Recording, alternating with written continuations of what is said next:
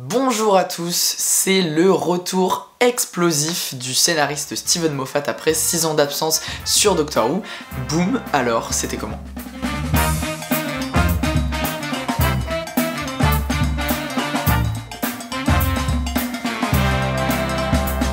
Eh bien c'était un plutôt bon épisode, pas le meilleur de Moffat, mais loin d'être le pire.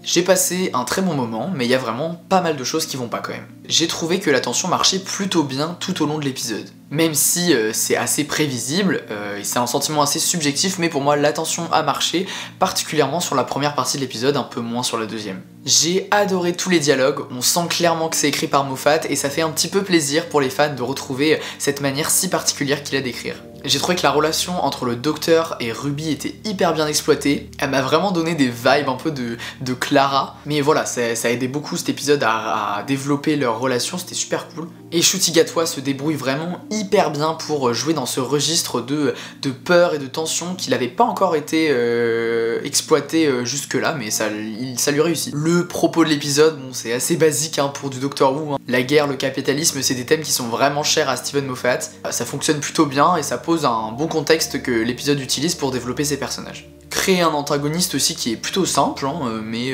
ça marche. Niveau effets spéciaux et décors, pareil, c'est simple, mais c'est très beau. Même si, et là on rentre un peu dans le négatif, les autres personnages qui entourent le Docteur et Ruby, bon, ils sont pas forcément bien exploités, ils sont même un peu superficiels.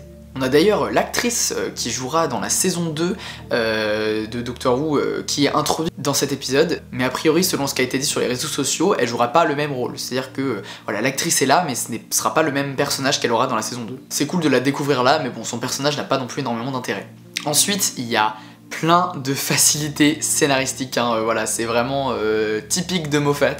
Des raccourcis, des changements de règles, bon, à vrai dire, je m'y attendais venant de Moffat, mais j'avoue que ça m'a pas dérangé forcément au premier visionnage, mais un peu plus quand même au deuxième visionnage. C'est vrai que d'habitude je fais ma critique directement après avoir vu l'épisode, là j'ai pas du tout le temps j'étais pas du tout chez moi ce week-end, donc j'ai pas eu le temps de le faire, et donc là c'est vrai que j'ai eu le temps de revoir l'épisode, et on va dire qu'il gagne pas forcément au revisionnage. La musique aussi, et oui, c'est la première fois depuis le retour de Murray sur les 60 ans que la musique m'a saoulé. Clairement, elle était too much, j'avais vraiment l'impression de voir le Murray Gold dans ses pires périodes où il faisait vraiment des musiques beaucoup trop tire-larmes.